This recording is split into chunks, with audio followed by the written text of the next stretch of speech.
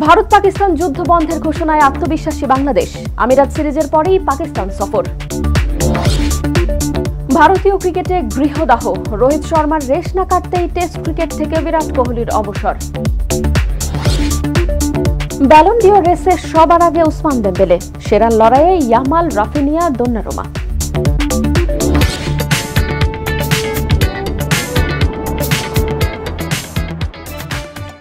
পৃথিবীর ইতিহাসে স্বাধীন বাংলা ফুটবল দল একটিই আছে, যা বাংলাদেশের ক্রীড়ার ইতিহাসের স্মরণীয় অধ্যায় হয়ে রয়েছে। জাকারিয়া পিন্টু, প্রতাপ শঙ্কর হাজরা, কাজী সালাউদ্দিন এবং জেনারেল মোহাম্মদ নুরুন্নবীরা বিশ্বমানচিত্রে এক অনন্য দৃষ্টান্ত তুলে ধরেছেন। ভারতের 16টি স্থানে ফুটবল ম্যাচ খেলে তারা শুধু সে সময়ই 5 লাখ টাকা মুক্তিযুদ্ধের ফান্ডে দেননি, বাংলাদেশের স্বাধীনতা আন্দোলনকেও বিশ্ব দরবারে পৌঁছে দিয়েছেন। বাংলাদেশন স্পোর্টস বুলেটিন স্পোর্টস টাইমের পক্ষ থেকে জাতীয় সেই বীর ফুটবল যোদ্ধাদের প্রতি রইল গভীর শ্রদ্ধা ও ভালোবাসা। এবারে বিস্তারিত। সিজফায়ার বলছিলাম, ভারত পাকিস্তান যুদ্ধবিরতির কথা, কিন্তু যুদ্ধবিরতি কি পরিপূর্ণভাবে কার্যকর হচ্ছে? কারণ এই দুটি দেশ একে অন্যের উপর এত বেশি আক্রমণাত্মক যে কেউ বিশ্বাসই রাখতে পারছে না। এতে ঝুলে গেছে টাইগারদের পাকিস্তান সফর। যদিও বিসিবি এখনো আশাবাদী এই টুর নিয়ে। দেখা যাক পানি কতদূর গড়ায়। সংযুক্ত আরব আমিরাতের বিপক্ষে 2টি টি-20 ম্যাচ খেলতে 14 মে ঢাকা ছাড়বে বাংলাদেশ। এরপরেই পাকিস্তানের বিপক্ষে 5 ম্যাচের সিরিজ। সপ্তাহব্যাপী অনুশীলনে ব্যস্ত সময় পার করেছে টাইগাররা। যদিও নিরাপত্তা ইস্যুতে ঝুলে আছে পাকিস্তান সফর, ট্যুর হবে কিনা সেই চিন্তা না করে নিজেদের প্রস্তুতি নিয়ে রাখছেন লিটন দাসরা। অনেকদিন পর জাতীয় দলে ফিরেছেন লিটন দাস, ফিরেছেন একেবারে অধিনায়ক হয়ে। এলকেডির কাছে এখন বড় চ্যালেঞ্জ নিজের পারফরম্যান্স, এরপর দলকে সামনে থেকে নেতৃত্ব দেয়া। পাকিস্তান সফর হলে সেখানে যেতে সমস্যা নেই, জানান লিটন দাস। এই টাইমটার ভিতরে আমি আমার টিমটাকে কতটুকু গোছায় নিতে পারি, আমি অনেক আশাবাদী এটা নিয়ে যে লং টাইম একটা চিন্তাধারা থাকলে এবং আমার হাতে যে প্লেয়ারগুলো আছে আমরা কিছু ভালো কিছু উপহার দিতে পারবো। আমার থেকে হয়তোবা এটা ভালো ডিসিশন দিতে পারবে বিসিবি, বিকজ দুই বোর্ডের মধ্যেই কথোপকথনের মাধ্যমেই জিনিসটা আগাবে। যদি বিসিবি মনে করে আমরা ওখানে ক্রিকেট খেলতে যাওয়ার মতন সিচুয়েশন যদি থাকে, আমরা অবশ্যই খেলতে যাবো ওখানে। এতদিন শুধু নিজের কথা ভাবলেই চলতো, অধিনায়ক হয়ে ভাবতে হবে সতীর্থদের নিয়ে, টিমের পারফরমেন্স নিয়ে। টি-20তে নিজেদের খোল নলচে বদলে ফেলার ইচ্ছা নেই, পরিস্থিতি অনুযায়ী খেলাই হবে বড় চ্যালেঞ্জ। বাংলাদেশ টিম যদি আগায় যেতে হয়, সবচেয়ে বড় দায়িত্ব হচ্ছে প্লেয়ারদের।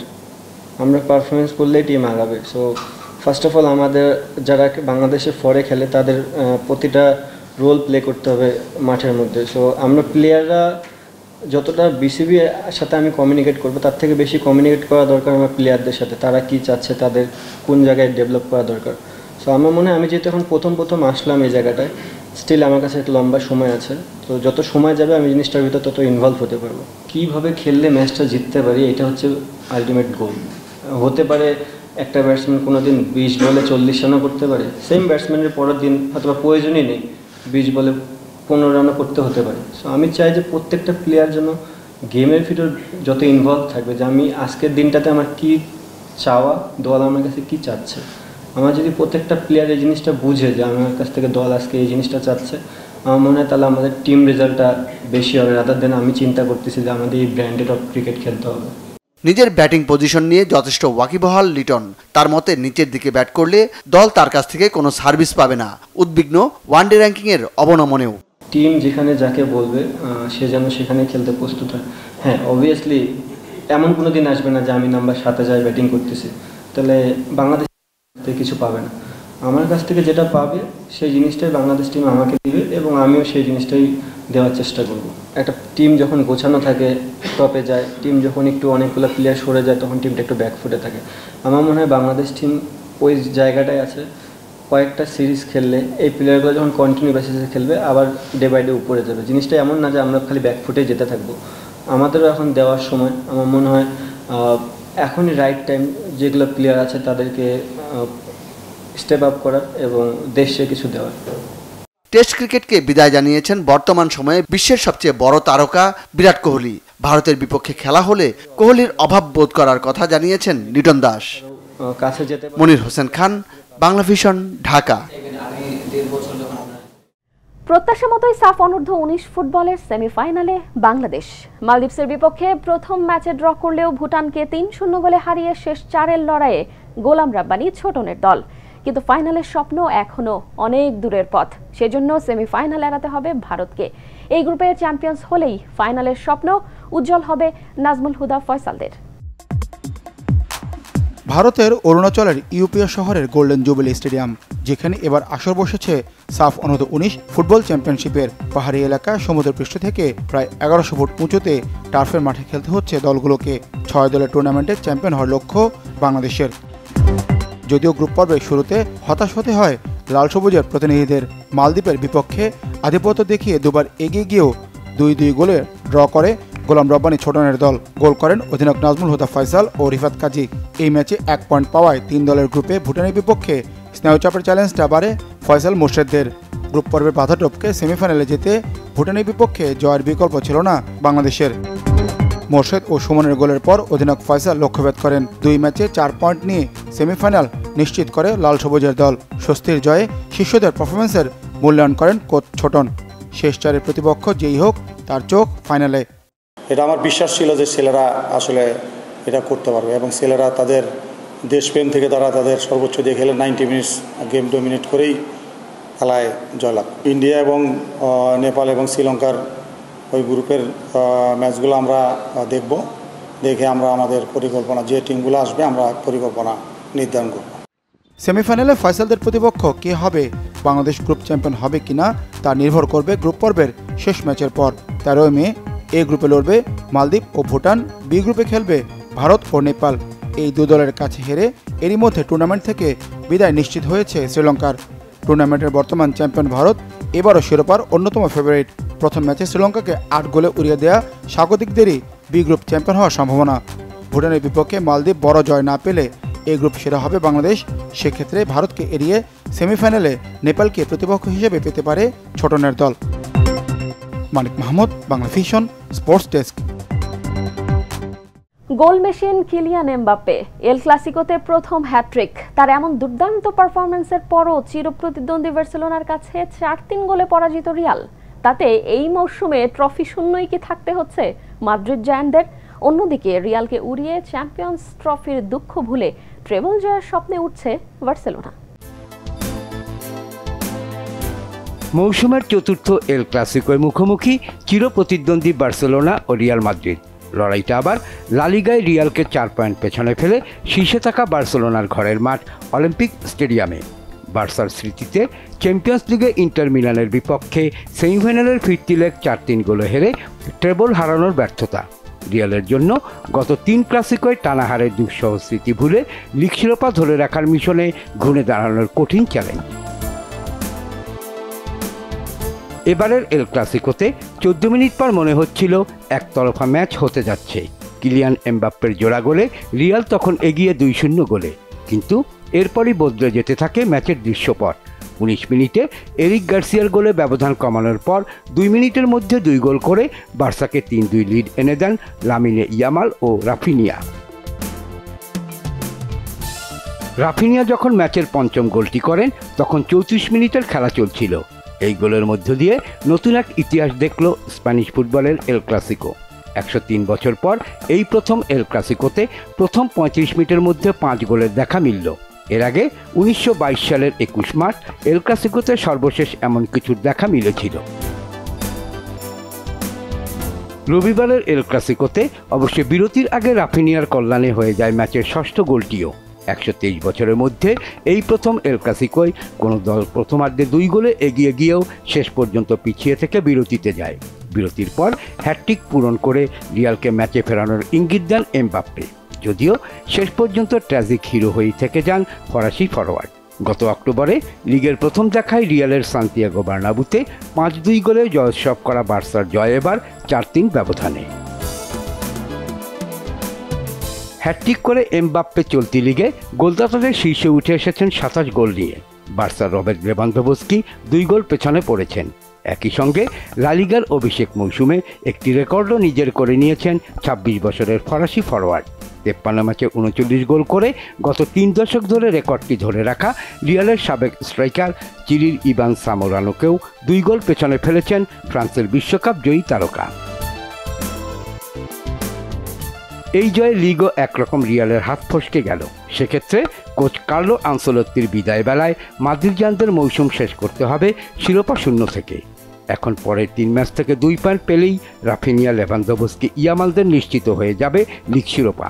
অর্থাৎ পরের ম্যাচে স্প্যানিয়লকে হারালেই লিগ জিতে নেবে হ্যান্সি ফ্লিকের দল। লিগের 2 সাক্ষাতের মাঝে 2 ক্লাসিকোতে দাপুটে জয় ছিল বার্সার। গত জানুয়ারিতে জেদ্দায় সুপার কাপের ফাইনালে 4-0-তে, আর গত মাসে এই অলিম্পিক স্টেডিয়ামে কোপা দেল রের ফাইনালে 3-2 গোলে জিতেছিল কাতালান জায়ান্টরা। Shahid Khan, Bangla vision sports desk. Ballon ডি'র একজন ফুটবলারের শ্রেষ্ঠত্বের বড় স্বীকৃতি। এই মৌসুমে জাতীয় দলগুলোর বড় কোনো কমিটমেন্ট না থাকায় চ্যাম্পিয়ন্স লিগই ব্যালন ডি'রের সেরা নির্বাচনে প্রধান আসর। তবে ঘরোয়া আসরের পারফরম্যান্সও গুরুত্বের সাথেই বিবেচ্য। চলুন ব্যালন ডি'র রেসে সেরা 5 তারকাকে দেখে নিই একবার।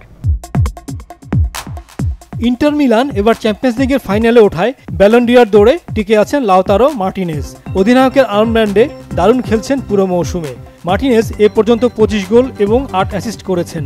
চ্যাম্পিয়ন্স লিগে 9 গোল করে ইন্টারের হয়ে এক মৌসুমে সবচেয়ে বেশি গোলের রেকর্ডে স্যামুয়েল ইতোকে ছাড়িয়ে গেছেন।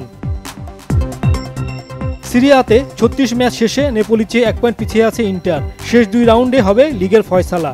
লিগ জয়ে বড় চ্যালেঞ্জের মুখে মার্টিনেজের ইন্টার। এর আগে ইতালিয়ান কাপের সেমিফাইনালে ইন্টার হেরেছে এসি মিলানের কাছে। তবে লাউতারো মার্টিনেজকে ব্যালন ডি'র জিততে হলে এখন ইন্টারের হয়ে চ্যাম্পিয়ন্স লিগের শিরোপা জয় ছাড়া বিকল্প নেই। লিভারপুলের প্রিমিয়ার লিগ জয়ের প্রধান নায়ক মোহাম্মদ সালাহ। ফুটবল রাইটার্স অ্যাসোসিয়েশনের ভোটে মৌসুমের সেরা খেলোয়াড় হয়েছেন 90% ভোট পেয়ে। মৌসুমে এ পর্যন্ত 36 গোল করার পাশাপাশি 28 গোল করিয়েছেন সালাহ। যদিও চ্যাম্পিয়ন্স লিগে দুর্দান্ত শুরু করলেও লিভারপুল ছিটকে গেছে রাউন্ড অফ 16 থেকে। এতে ব্যালন ডি'র লড়াইয়ে কিছুটা পিছিয়ে পড়েছেন সালাহ। 1995 সালে জর্জ ওয়ের পর এখনও কোনো আফ্রিকান খেলোয়াড় ব্যালন ডি'র জিতেনি। সালাহ কি পারবেন সেই স্বপ্ন পূরণে? 1963 সালে লেভিয়াসিন একমাত্র গোলকিপার হয়ে ব্যালন ডি'র জিতেছিলেন। এরপর কেটে গেছে 62 বছর। কোনো গোলকিপার এই মর্যাদাপূর্ণ ট্রফি হাতে তোলার কৃতিত্ব দেখাতে পারেননি।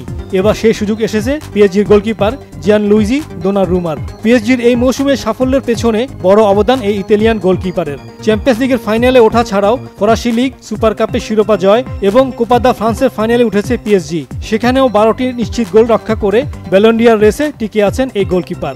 মৌসুমে 12টি নিশ্চিত গোল রক্ষা করে ব্যালন ডি'র রেসে টিকে আছেন এই গোলকিপার। বার্সেলোনার ব্রাজিলিয়ান উইং রাফিনিয়ার জন্য অসাধারণ একটি মৌসুম যাচ্ছে। 37 গোল এবং 25 অ্যাসিস্টই বলে দিচ্ছে বার্সেলোনার সাফল্যের পেছনে কতটা ভূমিকা রেখেছেন রাফিনিয়া। চ্যাম্পিয়ন্স লিগেও সর্বোচ্চ 13 গোল তার। লা লিগা, সুপার কোপা, কোপা দেল রে ট্রেবল জয়ের নায়ক যদি এবারও ব্যালন ডি'র জিততে না পারে, সেজন্য চ্যাম্পিয়ন্স লিগের সেমিফাইনাল থেকে বার্সার বিদায়ী হবে বড় কারণ। ব্যালন ডি'রের 70 বছর ইতিহাসে কোনো ফুটবলার 21 বছরের আগে এই ট্রফি জিততে পারেননি। কিন্তু বার্সেলোনা বিস্ময় বালক লামিনে ইয়ামালের দুর্ভাগ্য এবার চ্যাম্পিয়ন্স লিগের সেমিফাইনালে ইন্টারের কাছে বার্সেলোনার বিদায়ে ব্যালন ডি'র রেসে কিছুটা পিছিয়ে পড়েছেন এই তরুণ তুর্কি। মাত্র 17 বছর বয়সে যে ফুটবল নৈপুণ্য দেখাচ্ছেন তাতে এখনই ভবিষ্যতের মেসি হয়ে উঠেছেন। ইয়ামাল 17 গোল এবং 25 অ্যাসিস্টের সাথে স্প্যানিশ লিগ জয় প্রায় নিশ্চিত। ট্রেবল জয়ের নায়কের দারুণ সুযোগ আছে বছরের সেরা ব্যক্তিগত ট্রফিটি জয়ের। এই মৌসুমে পিএসজির হয়ে দারুণ খেলছেন উসমান দেমবেলে। পিএসজির জার্সিতে নিজের দ্বিতীয় মৌসুমে নিজেকে খুঁজে পেয়েছেন দেমবেলে। ক্লাবের হয়ে ফরাসি লিগ শিরোপা জয় এবং চ্যাম্পিয়ন্স লিগের ফাইনালে ওঠার পথে দলের প্রধান কাণ্ডারি হয়ে উঠেছেন দেমবেলে। এরই মধ্যে 35 গোল এবং 12 অ্যাসিস্ট। এই পরিসংখ্যানই বলছে মৌসুমটা কতটা দুর্দান্ত কাটছে তার। এবার কোয়াড্রাপল বা নিদেন পক্ষে ট্রেবল জয়ের দারুণ সুযোগ আছে দেমবেলের। লিগ 1 ও ফ্রেঞ্চ সুপার কাপের শিরোপা নিশ্চিত হওয়া ছাড়াও কোপা দা ফ্রান্সের ফাইনালে উঠেছে পিএসজি। এর সাথে ইন্টার মিলানকে হারিয়ে পিএসজি চ্যাম্পিয়ন্স লিগ জয় করলে এবার ব্যালন ডি'রের জন্য সবচেয়ে বড় দাবিদার হবেন ওসমান দেমবেলেই। Saifur Rahman Chowdhury, Bangla vision sports desk. ক্রিকেটে গৃহদাহ। রোহিত শর্মার টেস্ট ক্রিকেটকে বিদায় জানানোর রেশ না কাটতেই এবার অবসরে দলের সেরা ব্যাটসম্যান বিরাট কোহলি। কোচ গৌতম গম্ভীর চাননি বলেই টেস্ট ক্রিকেটকে বিদায় কোহলির। তবে 10,000 রানের ল্যান্ডমার্ক ছোঁয়ার আগেই তার বিদায় হতাশ ব্রায়ান লারা সহ ক্রিকেট বিশ্ব। আন্তর্জাতিক ম্যাচ আয়োজনের আশা দেখিয়ে 30 কোটি টাকা ব্যয়ে নির্মিত স্টেডিয়াম পরিণত হয়েছে এখন গোচরণ ভূমিতে। বিমান ওঠানামার পথে কোনো ধরনের সমীক্ষা ছাড়াই তড়িঘড়ি স্টেডিয়াম নির্মাণের মূল উদ্দেশ্য কোটি কোটি টাকা তছরূপ করা। তৎকালীন ক্ষমতাসীন আওয়ামী লীগের কতিপয় নেতা এর পেছনে ইন্ধন দেওয়ার অভিযোগ রয়েছে। এখন স্টেডিয়ামের 51 একর জমি ফেরত চেয়ে উল্টো চিঠি দিয়েছে পর্যটন কর্পোরেশন। চিত্রটি দেখেই বোঝা যাচ্ছে সেখানে মরতে বসেছে ক্রিকেট। এক বুক আশা দেখিয়ে কক্সবাজার সমুদ্র সৈকতের লাবণী পয়েন্টে প্রায় ৩০ কোটি টাকা ব্যয়ে নির্মিত স্টেডিয়ামের মূল ফটকেই এই বেহাল দশা। বাংলাদেশ পর্যটন কর্পোরেশনের গলফ মাঠে 51 একর জমিতে আওয়ামী লীগের ক্ষমতাধর কিছু নেতার পরিচালনাধীন বাংলাদেশ ক্রিকেট বোর্ড বিসিবি 2013 সালের 3 সেপ্টেম্বর স্টেডিয়ামের নির্মাণ কাজ শুরু করে। 2014 সালের 23 ফেব্রুয়ারি স্টেডিয়ামটি উদ্বোধন করা হয়। যেখানে ইন্টারন্যাশনাল ম্যাচ আয়োজনের কথা ছিল, সেখানে আজ চড়ে বেড়াচ্ছে গরু ছাগল। প্রায় 8000 দর্শক ধারণ ক্ষমতা সম্পন্ন স্টেডিয়ামটি তৎসময়ে শেখ কামালের নামে নামকরণের সিদ্ধান্ত বাস্তবায়ন করে বিসিবি। তবে স্থানীয়দের কাছে কক্সবাজার ক্রিকেট স্টেডিয়াম নামেই বেশি পরিচিত। স্টেডিয়ামটি 2014 সালের টি-20 বিশ্বকাপের সংক্ষিপ্ত ভেন্যুর তালিকায় ছিল, তবে যথাযথ সময়ে নির্মাণ কাজ সম্পন্ন না হওয়ায় কোনো ম্যাচ আয়োজন করা সম্ভব হয়নি। বিশ্বে ব্যাপক পরিচিতি পাবে, কক্সবাজারের ব্র্যান্ডিং হবে, এমন সব আশায় বুক বাঁধলেও কাজের কাজ কিছুই হয়নি দাবি স্থানীয়দের। আন্তর্জাতিক ক্রিকেট মাঠ হওয়ার কথা, ওইভাবেই কিন্তু মাঠটা তৈরি করেছিল। এই মাঠে যে আন্তর্জাতিক পর্যায়ে যে খেলা না হওয়ার কারণটা হলো অবকাঠামোগত সমস্যা। এখন বলতে গেলে কিছু নেই, আগে যা ছিল সেগুলো সব ভেঙে গেছে। কক্সবাজার সমুদ্র পাড়ের অত্যন্ত গুরুত্বপূর্ণ এই জায়গায় স্টেডিয়াম হওয়াতে আমরা আশা করেছিলাম পর্যটন এবং খেলা একসাথে যৌথভাবে হয়ে পর্যটন স্পোর্টস প্রমোট করবে, কিন্তু এটি নানা অব্যবস্থাপনা, কোনো ধরনের বাজেট না থাকার কারণে এবং এটার দিকে কোনো ধরনের নজর না থাকার কারণে এই স্টেডিয়ামটি দীর্ঘদিন অবহেলিত থাকার পর অনেকটা এখন গোসারণ মাঠে পরিণত হয়েছে। আমি স্টেডিয়ামের ভিতরে ঢুকেছিলাম, যেহেতু আমি কক্সবাজারের সন্তান, এটা আসলে আমাদের খুবই একটা গর্ব ছিল যে কক্সবাজার আন্তর্জাতিক মানের ক্রিকেট স্টেডিয়াম হয়েছে। তো ইতিমধ্যে আমি নিজে প্র্যাকটিক্যাল চোখে হলো চোখে যা দেখলাম, এটা আসলে ভূতরে ঘর হিসাবে একটা পরিণত হয়ে গেছে। পৃথিবীর দীর্ঘতম সমুদ্র পাড়ে আন্তর্জাতিক স্টেডিয়ামের প্রয়োজন বোধ করেন স্থানীয় হোটেল মোটেল ব্যবসায়ীরা। তবে আন্তর্জাতিক ক্রিকেট স্টেডিয়ামের নামে যা করা হয়েছে তা লজ্জাজনক বলে মনে করছেন অনেকে। এখন যদি বর্তমান স্টেডিয়ামকে যদি একটু দেখেন, এটা ইন্টারন্যাশনাল স্টেডিয়াম বললেও কিন্তু লজ্জা লাগে, কারণ এটার কোনো মেনটেন্যান্স নেই, কিছু নেই, জরাজীর্ণ অবস্থা, সব কিছু ভেঙে চুরে একেবারে যে অবস্থা। গত 10 বছর থেকে এই কক্সবাজার ইন্টারন্যাশনাল আরম্ভ হওয়ার পর থেকে এই স্টেডিয়ামটা পরিত্যক্ত অবস্থায় আছে। আন্তর্জাতিক ম্যাচ না হওয়ার কিছু কারণ রয়েছে। সেই কারণের মধ্যে রয়েছে আমাদের ইন্টারন্যাশনাল এয়ারপোর্ট কাছে হওয়ার কারণেই আমাদের বিমানটা ল্যান্ডিং করেই আমাদের স্টেডিয়ামের উপর দিয়ে। সেই কারণে আমাদের এখানে ফ্ল্যাশ লাইটের কোনো ব্যবস্থা না থাকার কারণে ইন্টারন্যাশনাল ভেন্যুটা হতে পারতেছে না এবং ইন্টারন্যাশনাল ম্যাচ হচ্ছে না। কক্সবাজারবাসীর দীর্ঘদিনের দাবি ছিল আন্তর্জাতিক স্টেডিয়ামের, তবে এটি স্থায়ীভাবে রূপ দিতে যথাযথ সমীক্ষা চালিয়ে এয়ারপোর্টের অদূরে দরিয়ানগর সমুদ্র সৈকতের পাশে করার জন্য বলা হলেও সে অনুরোধ রাখেনি তৎকালীন সরকার। অনেকটা তড়িঘড়ি করে এ স্টেডিয়াম নির্মাণের মূল উদ্দেশ্য ছিল রাষ্ট্রীয় অর্থ নয়-ছয় করে লোপাট করা, এমনটাই অভিযোগ সচেতন মহলের। পতিত সরকার এই শেখ কামাল আন্তর্জাতিক ক্রিকেট স্টেডিয়ামটা এখানে করেছে সম্পূর্ণ অপরিকল্পিতভাবে, এবং সিভিল এভিয়েশন, আমাদের স্থানীয় ক্রীড়া ব্যক্তিত্ব যারা আছে তাদের নিষেধ উপেক্ষা করে, তাদের বাধা উপেক্ষা করে অপরিকল্পিতভাবে একটা স্টেডিয়াম এখানে নির্মাণ করা হয়েছে, যেটা উন্নয়নের গাল গল্প ছাড়া কিছুই নয়। কারণ এটার কারণে আমাদের আন্তর্জাতিক বিমানবন্দরের বিমান ওঠানামায় যথেষ্ট প্রতিবন্ধকতা সৃষ্টি হবে। আর এইখানে স্টেডিয়াম হলে, এখানে ধরেন আন্তর্জাতিক মানের স্টেডিয়াম হলে যে সমস্ত ফ্যাসিলিটি গ্রো আপ করা দরকার, ফ্লাইট লাইট থেকে শুরু করে কোনো কিছুই এখানে দেওয়া যাবে না, যেহেতু এখান থেকেই এটা হচ্ছে বিমান ল্যান্ডিংয়ের অন্যতম একটা গুরুত্বপূর্ণ স্পট।